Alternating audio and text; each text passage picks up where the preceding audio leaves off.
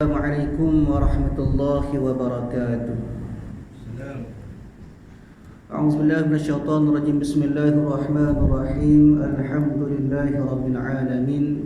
Wassalatu wassalamu ala asyrafil anbiya'i wal mursalin sayyidina maulana wa nabiyyina wa habibina wa syafi'ina wa qudwatina wa uswatina Muhammadin sallallahu alaihi wasallam wa ala alihi wa ashabihi ajma'in. اللهم فقهنا في الدين وافتح علينا فتوح العارفين واجعل أعمالنا خالصة لوجهك الكريم يا أرحم الراحمين. اللهم افتح علينا حكمتك وانشر علينا من خزائن رحمتك يا أرحم الراحمين. رب اشرح لي صدري ويسر لي أمري واحلل عقدة من لساني يفقهوا قولي والحمد لله رب العالمين آمين. قال المصنف رحمه الله تعالى ونفعنا وإياكم بعلومه في الدارين آمين. Alhamdulillah, pertama dan selamanya marilah sama-sama kita rafa'kan, kita panjatkan setinggi-tinggi kesyukuran kita ke hadrat Allah Subhanahu wa taala, kerana pada malam ini Allah taala masih lagi memberikan kesempatan kepada kita. Allah taala masih lagi memberikan kepada kita nikmat-nikmat Allah taala. Antaranya dua nikmat yang terbesar daripada nikmat iman dan juga nikmat Islam. Kemudian nikmat-nikmat lain yang mengiringi kita, antaranya nikmat sihat tubuh badan. Alhamdulillah, boleh buat amal ibadat kepada Allah Ta'ala, boleh hadir ke rumah Allah Ta'ala, bersemaya secara berjamaah, kemudian duduk dalam majlis ilmu yang dikatakan oleh para ulama sebagai raudhatun min riyadil jannah, satu taman daripada taman-taman syurga. Kemudian nikmat-nikmat yang lain antaranya juga nikmat masuk. Dia bila mana masih ramai lagi sahabat-sahabat kita di luar sana mak tak ada masuk. Dia tak ada masuk nak buat amal ibadat kepada Allah Taala, tak ada masuk nak mengaji ilmu. Dia sebab apa? Sebab banyak sibuk dengan dunia. Tapi Allah Taala pilih kita semua tuan-tuan yang hadir pada malam ini.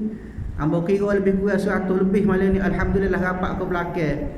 Dia dengan tetamu kita pada malam ini. Kemudian kita hadir dalam keadaan kita sebab apa? Sebab kita nak mencari ataupun kita nak dapatkan redha daripada Allah Ta'ala semata-mata. Segala kerja buat kita, segala amal ibadat, nak kepada mardatillah, nak kepada Allah Ta'ala redha. Mudah-mudahan semua tuan-tuan, puan-puan yang hadir pada malam ini semuanya sentiasa berada dalam redha Allah Subhanahu wa Ta'ala, insya-Allah. Tuan-tuan, puan-puan yang dirahmati oleh Allah, insya-Allah, untuk kuliah pada malam ini kita sambung daripada kitab Fiqhus Shalah pada muka surat 58. Dan alhamdulillah kita masih lagi berada dalam satu tajuk ataupun pada pembahagian yang dikatakan sebagai babut taharah, ataupun juga disebut sebagai bab kebersihan, ataupun juga disebut sebagai bab bersuci. Dan ini yang dikatakan sebagai satu kaedah fiqh pada mazhab Imam Asy-Syafi'i rahimahullahu ta'ala.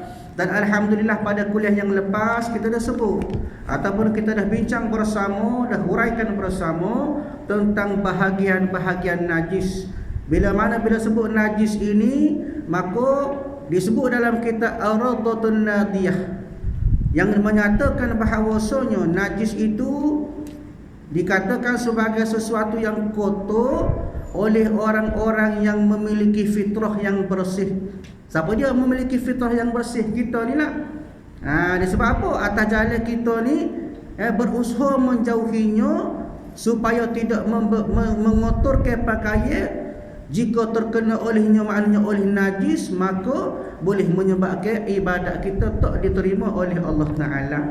Sebab itu usul fiqh ataupun pada bahagian fiqh ini amat-amat menitik beratkan, ada amat nak jaga benda-benda najis. Supaya apa? Supaya kita buat amal ibadat itu tidak secara sia-sia.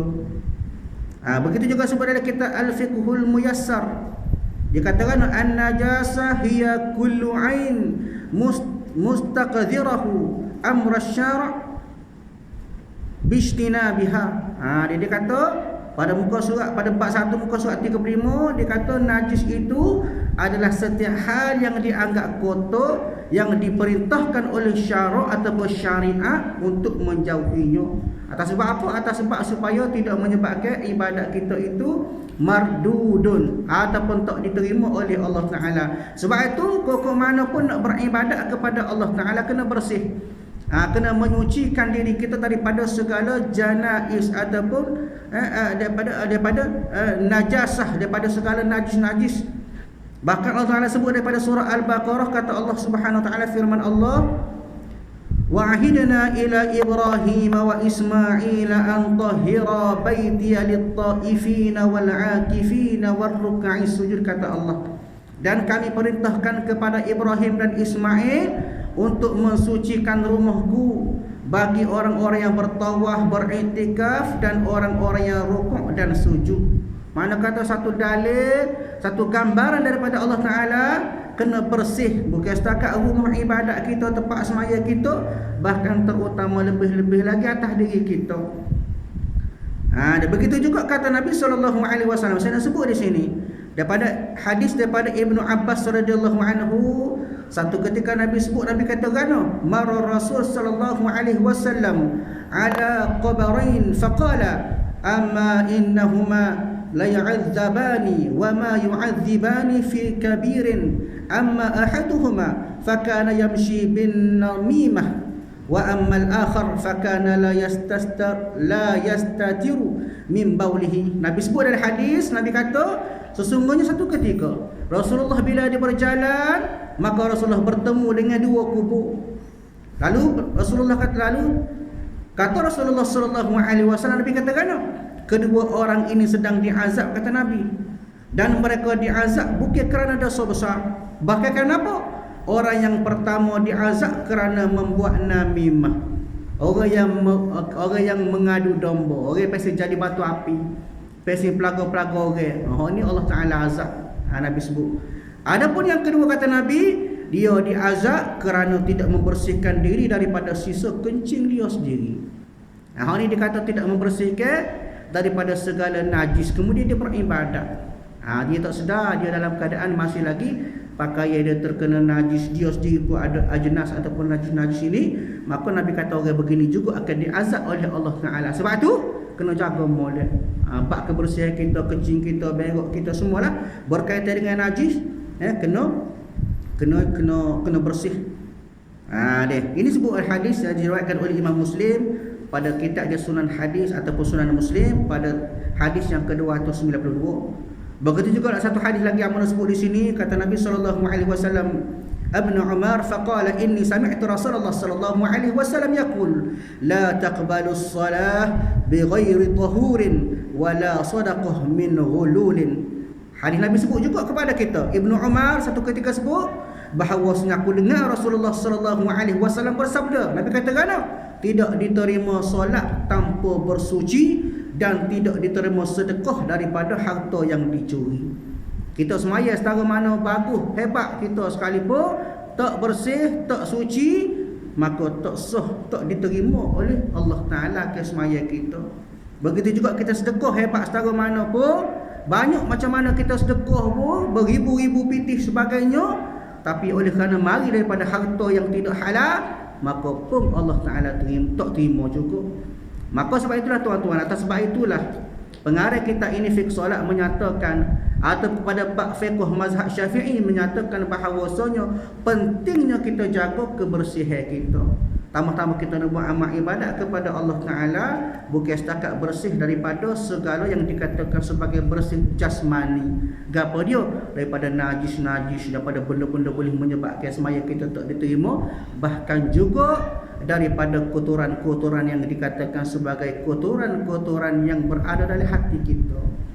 Ini bukan najis juga, cuma najis yang tak nampak kelip daripada penyakit-penyakit hati. Maka semua tu kena buat, kena jauhkan daripada diri kita lah.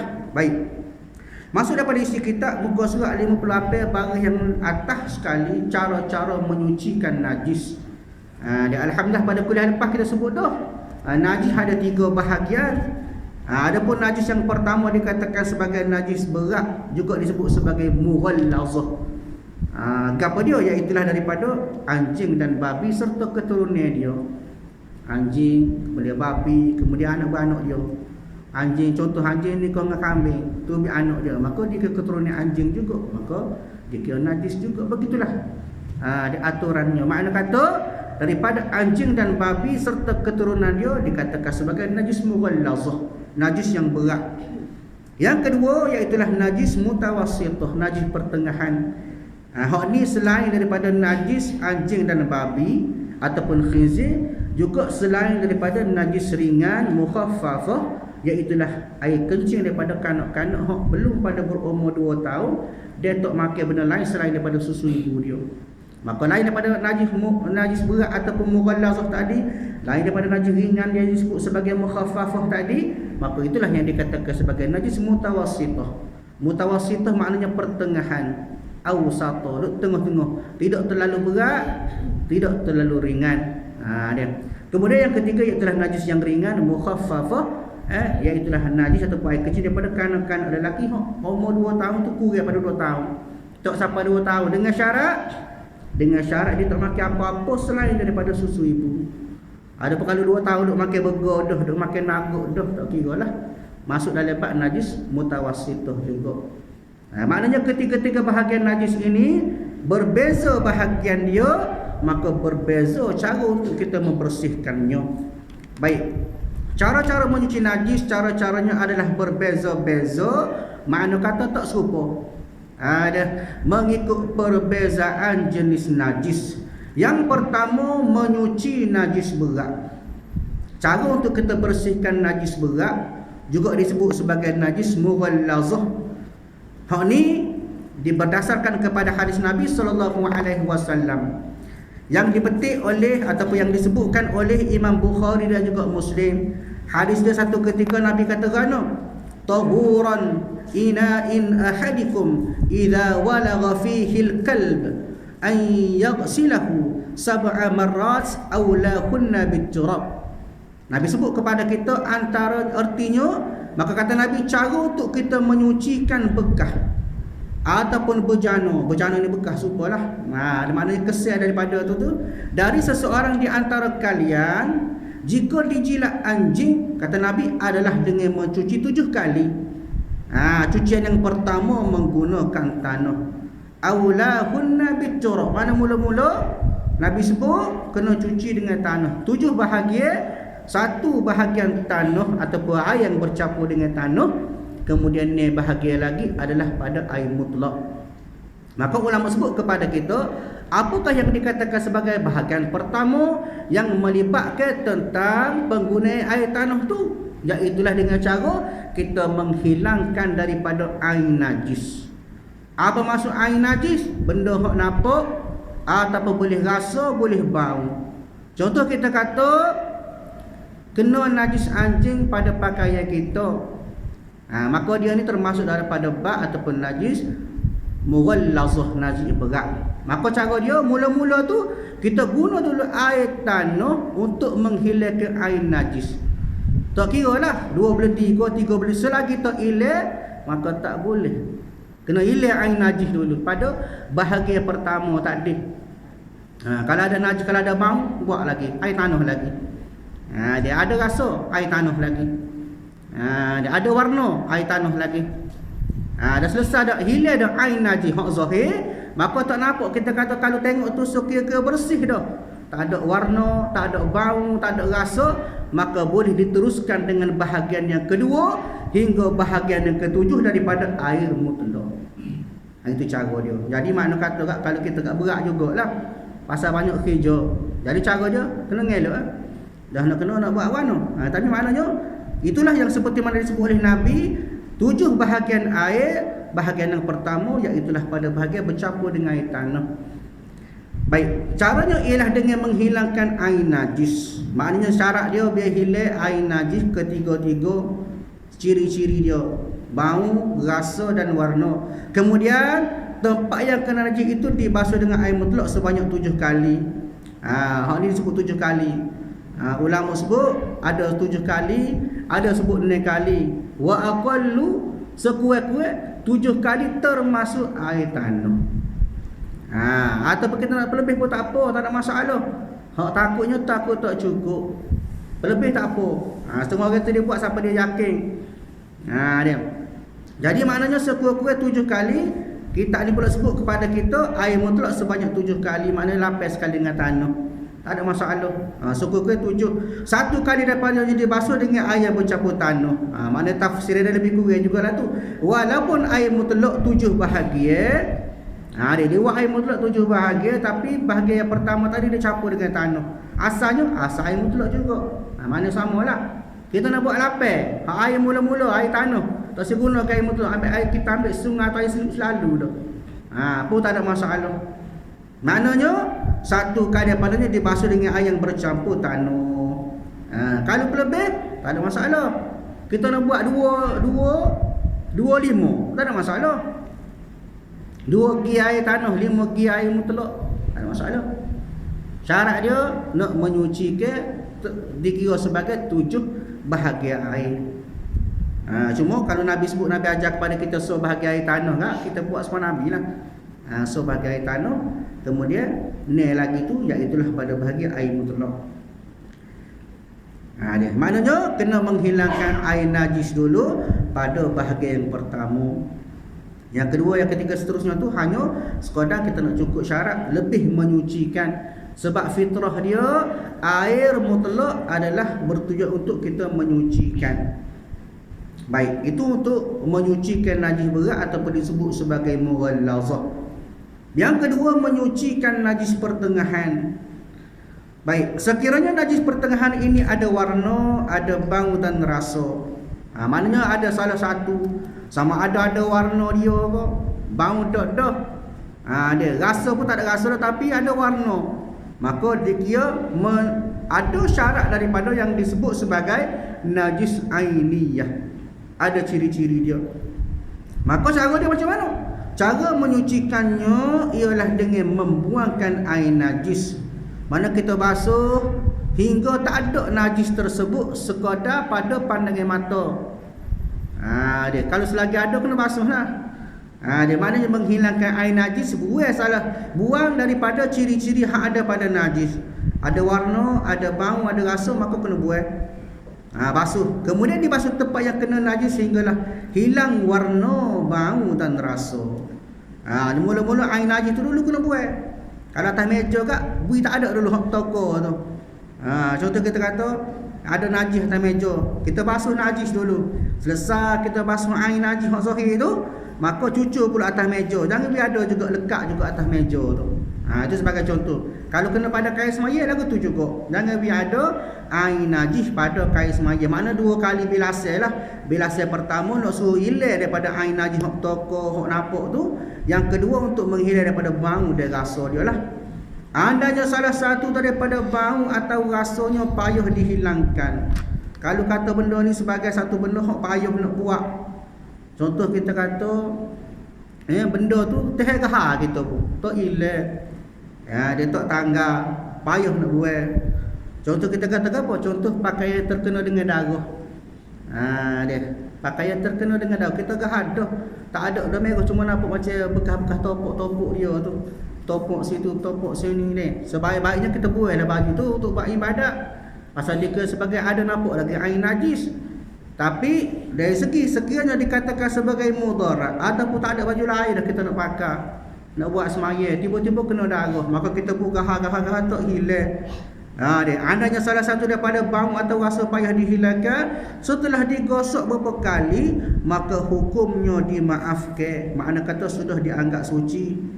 Cuma kita kena faham, kita kena ingat hukum darurah. Hukum darurah tidak sama dengan hukum asli, hukum hak asal. Kalau lah ada hak lain, maka kena tukar ambil baju lain.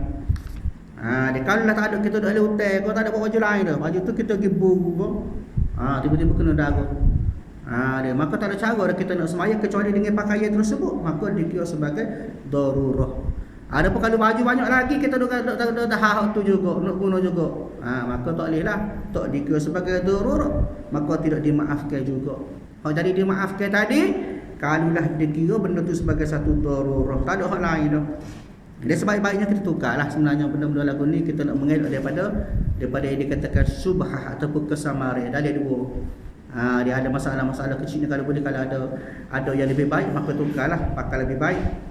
Cuma nanya kalau tak ada, maka gahar-gahar juga, basuh juga, gosok juga, maka tak tangga juga, tak hilang bau ataupun rasa, maka dianggap sudah suci. Dan tidak dimaafkan adanya bau dan rasanya payah dihilangkan. Hak ni konsep dia, cerita dia bau dengan rasa. Jadi sebaik-baiknya kalau ada masalah-masalah lagu ni, kita orang dalam zaman ni baju banyak dah, pakaian kita banyak dah, jika tidak ada dalam keadaan darurah, maka ayat ceritanya lagu itulah. Lagu mana? Sekiranya najis pertengahan ini ada najis hukmiyah, iaitu najis yang tiada air dan bau dan rasa kerana lama masuk, maka cara menyucikannya hanya memadai dengan menjuruskan air ke tempat kena najis itu sekira-kira rata dan mengalir. Ini ditunjuk kepada kita satu gambaran perbezaan. Kalau hak jenis hukmiyah, lagu mana hukmiyah pula? Dia berbeza dengan ainiyah. Ainiyah ni kita nampak warna kuning bertokok, dia warna hitam bertokok, warna merah bertokok, kita nampak warna color dia, bentuk dia tu, maka itu dia ainiyah, kita nampak dengan mata kita. Hukmiyah ni kita tak nampak. Dah lah tak nampak, tak ada pula bau dia, tak ada. Rasa pun tak ada. Sebab apa? Sebab benda tu lama. Dia sebab lama doa, maka menyebabkan tak ada dah bekas dia tu, bekas dia tu, maka cara menyucikan hanya memadai dengan menjuruskan air ke tempat kena najis itu sekira-kira rata dan mengalir. Hak ni ulama sebut juga sebagai lil ihtiyat, kita nak cermat. Kita nak cermat. Kadang-kadang benda ni benda-benda halus-halus, kadang-kadang juga kerana lama tinggal. Ada jenis-jenis tak hak lama tak pakai, kau sejadah lama tak guna apa. Dia maka dia ihtiyat, boleh jadi kena, boleh jadi tak kena. Maka cara dia sekadar kita bilah, bilah ambil syarat untuk menyucikan dia atas hukum seperti mana kita nak menyucikan daripada najis mutawassithah. Itu cara dia dah. Maknanya katanya kalau najis berat tadi dengan 7 kali basuh termasuk air tanah, maka ada pun najis mutawassithah ini ada 2 step cara. Yang pertama kita cuci daripada air najis hak nampak. Buai dulu ke apa warna dia, buai rasa, buai bau dia. Bila selesai tak ada dah, maka bilah untuk ambil syarat sebagai kita menyucikan najis mutawassithah. Bila dah selesai 2 step tu, maka bersihlah tu, boleh buat ibadat dah. Boleh guna buat semaya dan sebagainya. Ni baik. Yang ketiga, menyucikan daripada najis yang ringan. Khafifah, najis yang ringan, najis mukhaffafah. Macam mana cara dia? Iaitulah dengan dilakkan air kencing itu terlebih dahulu. Sebut-sebut tadilah, mukhaffafah ini, najis ringan ini daripada air kencing budak-budak ataupun kanak-kanak yang berumur bawah daripada 2 tahun. Syarat dia tak sampai umur 2 tahun lagi, dia minum susu ibu dia sahaja. Tapi kena ingat hukum dia berbeza anak-anak lelaki dengan perempuan. Adapun Nabi sebut hadis Nabi katakan daripada Imam An-Nasai dan juga Imam Abu Daud dari Abu Sam. Nabi sebut, Nabi bersabda, Nabi kata yughsalu min bawlil jariyati wa yurashu min bawlil ghulam. Nabi sebut air kencing anak perempuan itu dicuci, sedangkan air kencing anak laki-laki itu dipercikkan. Ini hukum berbeza. Dia maknanya benda ni sudah jelas Nabi sebut kepada kita. Kita tak boleh nak petikkan lah bila Nabi kata lagu tu buat apa anak kecil budak tina tak sampai 2 tahun pun kena basuh sepon najis mutawassithah. Dia kena cucu, kena bilah air najis dulu, lepas tu kena bilah pula. Tak siwi ada air najis ataupun najis tadi. Kecil budak lelaki tak sampai 2 tahun kita getik-getik gitu, kesak lepas tu getik-getik air. Maka Nabi sebut lagu tu. Dia maknanya walaupun bawah umur 2 tahun, sekiranya lelaki boleh kita kesak dulu, lepas tu kita getik-getik air dah. Tak payah jiruh, tak payah mengalirkan air atas najis tersebut. Adapun kalau anak perempuan, walaupun tak sampai umur 2 tahun, walaupun hanya minum susu mak dia, maka Nabi sebut kena cuci. Bila sebut kena cuci, maka seperti mana najis mutawassithah yang lain tadi. Cucu bagi hilang air najis, kemudian cucu untuk kita ambil syarat sebagai kita menyucikan daripada najis yang dikatakan sebagai mutawassithah. Kena faham. Maknanya cara dia lagu mana? Dilakkan air kencing itu dahulu, kemudian memadai dipercikkan air ke atas tempat yang kena air kencing itu sehingga rata tanpa perlu mengalirkan air itu. Maknanya itulah yang dikatakan sebagai tiga cara. Tiga cara kita nak membersihkan najis mengikut perbezaan dia, ikut jenis-jenis dia. Jangan buat serupa belaka. Kena najis berat pun cucu semua sekala tak boleh. Hukum kena ikut. Kalau tidak, bila hukum tak ditepati, maka ibadat kita jadi tak pakar kalau berkaitan dengan hukum tersebut. Mana kata najis mutawassithah tak boleh buat sebab najis mukhaffafah. Najis mughallazah tak boleh buat sebab najis mutawassithah, ikut hukum dia. Ni, maka bila kita cermat pada bab ini, barulah boleh kita buat amal ibadat kepada Allah Taala. Sebab tu kadang-kadang kita fikir banyak kita buat amal ibadat tapi tak berasa. Kita dah berasa kita ni banyak dah buat amal, banyak dah semaya, banyak dah puasa, banyak dah sedekah, tapi kita dah main hati kita dah main duk nak pada dunia lagi, duk liar lagi hati kita. Tidak orang kapur ni kapur lain. Noyaknya bahawasanya kadang-kadang kita kena tengok start daripada awal, start daripada kita jaga kebersihan lagu mana, start kita jaga najis lagu mana, kemudian seterusnya pergi pula pada bab mandi wajib kita lagu mana pula. Kita nak semaya kena mandi wajib, nak buat amal ibadat kena mandi wajib. Kali dia tidak terhakat, hadas kita tak selagi tak terhakat, hadas besar tadi tak terima. Dari situ kita faedah lagu mana kita ambil wuduk, lagu mana kita semaya. Dia bertitik tolak ataupun bermula daripada bab-bab tadi lah. Sebab tu kena mengaji. Ni kadang-kadang umur 70 dah baru reti mandi wajib. Cepat lah sebab kita pandai belakang dah, alhamdulillah. Naiknya tak mengaji lah. Bila tak mengaji tak faham. Buat amal ibadat tanpa ada ilmu. Maka benda-benda wajib kena ada ilmu lah. Benda ibadat wajib kena ada ilmu. Tak boleh buat secara membuta tulah terpepok turu. Orang buat kita buat sedangkan kita tak tahu kaifiat dia lagu mana, cara-cara dia lagu mana, turu orang. Kadang-kadang niat pun tak kena lagi niat mandi wajib. Akhirnya semaya kita tak diterima, ibadat kita tak diterima. Dia maknanya kena jagalah.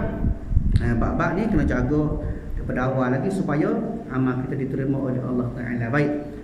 Sama sekali lagi, najis yang dimaafkan yang pertama ulat-ulat dalam buah. Ulat najis juga. Bila dia mati, bila dia mampu, ulat dalam buah tu, tiba-tiba kita termakan, kita tertelan, maka walaupun dia najis, maka dimaafkanlah. Yang kedua, bangkai serangga yang tidak mempunyai darah mengalir seperti semut, lipah, lalat dan sebagainya. Jika terjatuh dalam air, maka air itu hukumnya tidak najis. Asal jatuh dalam air, walaupun banyak sekalipun. Kalau kira kat dia ni bila dia mati dikira sebagai bangkai. Adapun kalau dia bangkai, dia masuk dalam kolam, contoh jatuh dalam kolam, katu lah kita kata mudah, katu. Dia sejak berak orang jatuh katu dalam kolam. Sekiranya kalau dia mampu tak, dikiranya sebagai najis lah, pasal dia bangkai. Tapi tak dikira najis. Sebab apa? Syarat dia najis ialah sesuatu ataupun binatang yang mengalir darah dia. Dia mengalir darah. Contoh kata kucing mampu jatuh dalam air kolam, maka air kolam dikira najis. Sebab apa? Kucing darah dia mengalir. Adapun lalat, lipah, semut semua ni darah tak mengalir, jatuh dalam air, maka dikira air itu tidak najis. Dia boleh buat ambil air semaya dan sebagainya lah. Yang ketiga, najis yang susah nak dijaga dan dielakkan seperti darah-darah bisu, kulis-kulis halus, jerawat daripada tubuh sendiri, meskipun banyak tetapi tidak melewati tempat mengalirnya yang biasa. Jika terbawa dari semaya juga adalah dimaafkan. Hak ni bagi yang dikatakan sebagai an-nadirun, benda hak jarang-jarang, benda sikit. Dia anak bisu, dia kudih halus, jerawat ke, dengan syarat apa? Tidak melewati tempat mengalirnya yang biasa. Maknanya tidak super golik. Maknanya super golik lah kita kata. Golik jerawat setara tu lah. Dia golik nanah, golik bisu setara tu lah. Kalau lah bisu tu besar betih, maka tak dikira sebagai golik dah. Dia kalau bisu super skala besar ibu jari, tu golik bisu lah. Begitu juga jerawat. Jerawat golik dia besar ujung keliting, maka dikira golik jerawat. Adapun jerawat tu besar pada lutut, maka tak dikira golik. Maknanya kalau ada darah mengalir daripada benda yang tidak golik, maka dikira najis juga.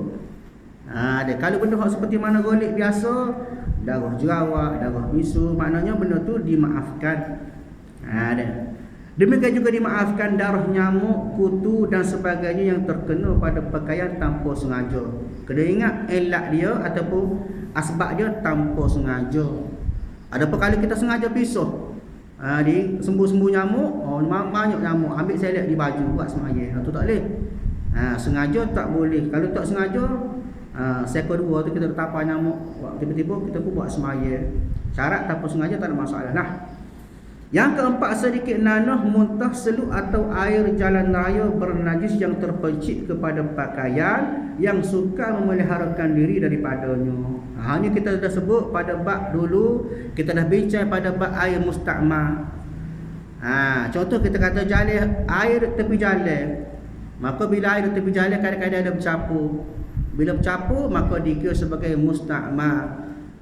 Dia air lopok-lopok jalan tepi jalan tu tiba-tiba kena baju kita jalan ke tepi ataupun kita naik motor sebagainya, meciklah di kain kita. Maka hak ni bagi hak payah nak elok, suka kita nak jaga, maka dimaaf saja juga. Tapi dengan syarat lagu mana? Sedikit. Ada sedikit nano, sedikit muntah, sedikit seluk atau sedikit air jalan raya tadilah. Maka bagi lagu ni tak boleh nak elok, payah nak elok. Dia juga benda ni kita tak nampak. Adakah kita yakin benda tu najis ke tak? Pasal dia ni benda kita tak tahu. Maka hal ni pun dimaafkan juga. Begitu juga yang terakhir, yang kelima, tuak ataupun air buah anggur. Ni bagi pergi belakang ni. Tuak, kemudian air buah anggur dan sebagainya yang menjadi arak. Dia asalnya anggur, asalnya air tuak, tapi tiba-tiba jadi arak. Sebab apa? Kemudian berubah menjadi cukur dengan sendiri. Jadi masak. Dia asam molek boleh minum, air anggur asam molek boleh minum, tuak asam molek boleh minum. Tiba-tiba oleh kerana lama ia jadi masak. Tapi kita tak berubah pun apa-apa obat dalam tu. Maka oleh kerana masa lama, maka menyebabkan dia tu jadi cukur, jadi masak. Dan dia telah menjadi suci kerana zat yang memabukkan padanya telah hilang. Dengan syarat bagi hilang dulu zat yang memabukkan. Dia contoh itu waktu satu ketika bila dah habis masa dia tu, dia jadi tak ada zat dah. Orang tu kata pening. Tahulah, hang pun tak pernah terang sebenarnya benda ni. Maknanya sekira-kira kita ni banyak lagu tu lah. Sampai satu tahap dia hilang dah rasa mabuk dia tu. Maka bila dah sampai tahap tu, begitu juga air anggur tadi, tak kira lah. Bila mana jadi masa, tiba-tiba dah kerana masa yang lama hilang zat yang boleh memabukkan, maknanya jadi dimaafkan juga.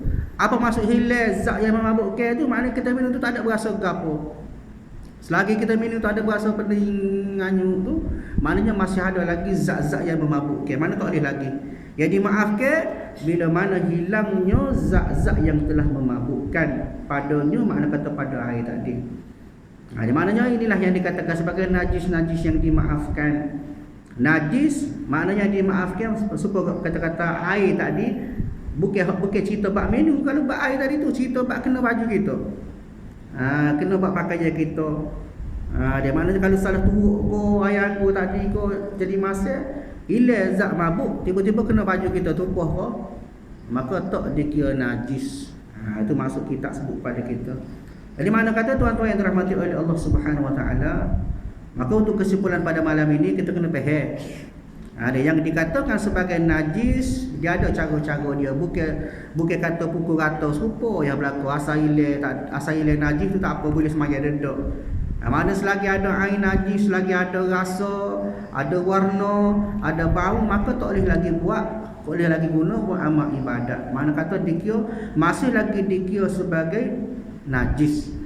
Jadi benda-benda ni semua ni tuan-tuan yang dirahmati Allah kena jagalah. Kena jaga. Bukan setakat najis ni, maknanya bukan setakat tak boleh kena pakai kita nak guna tu tak boleh dah pasal benda najis. Apatah lagi kita nak makan minum. Ada sebab kita kata arak tadi, arak dikatakan sebagai najis yang mutawassithah. Dia minum itu pun jadi najis dah. Apatah lagi kita nak minum, benda tu pun jadi najis dah. Jadi nak tak nak kita kena jaga supaya kita ni tidak terlibat, tidak terkena dengan najis dalam setiap kehidupan kita, daripada pagi, tengah hari, malam, semua tu kena jagalah, terutama dalam amal ibadat kita kepada Allah Taala. Kalau kita duk salah ke kita sendiri, buat apa buat amal tak ajin, kita nampak rasa manis. Dia buat amal ibadat tu rasa sedap. Dia maknanya benda ni kena jaga selain daripada makanan kita, kena jaga benda kita makan. Kullu lahmin nabati 'anil haram fannaru aula bih, kata Nabi. Setiap daging hok tumbuh daripada sumber yang haram, kita makan benda hok haram.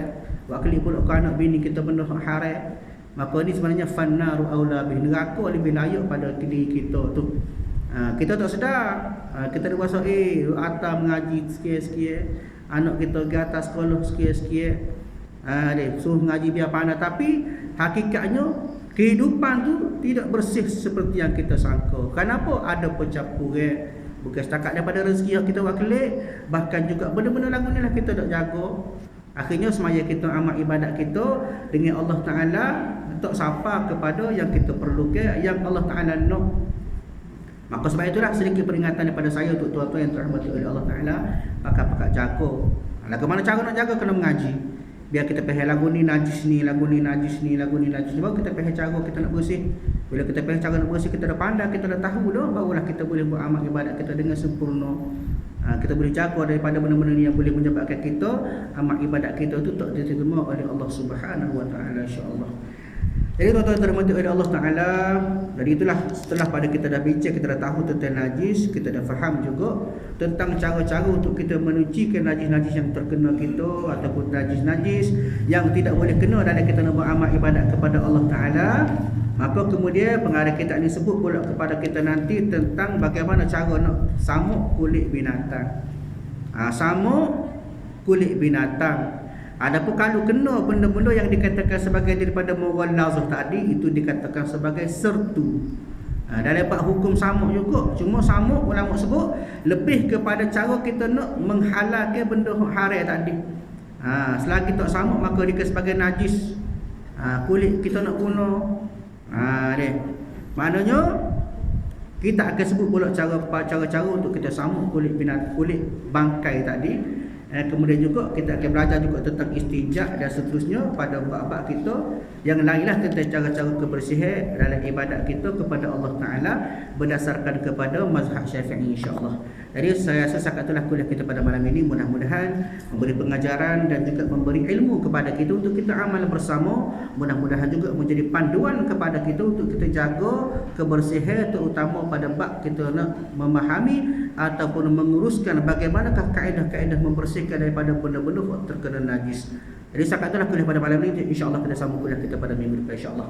A'udzubillahi minasyaitonir rajim. Bismillahirrahmanirrahim. Alhamdulillahirabbil alamin wassalatu wassalamu ala asyrafil anbiya'i wal mursalin wa ala alihi wa ashabihi ajma'in. Allahumma inna nas'aluka ridhaka wal jannah wa na'udzubika min sakhatika wan nar. Allahumma innaka 'afuwwun karimun tuhibbul 'afwa fa'fu 'anna wa 'an walidina wa 'an jami'il muslimina wal muslimati wal mu'minina wal mu'minati bi rahmatika ya arhamar rahimin. Allahumma rabbana atina fid dunya hasanah wa fil akhirati hasanah wa qina 'adzaban nar. Wassallallahu ala sayyidina Muhammad wa ala alihi wa ashabihi ajma'in. Walhamdulillahi rabbil alamin. Assalamualaikum warahmatullahi wabarakatuh.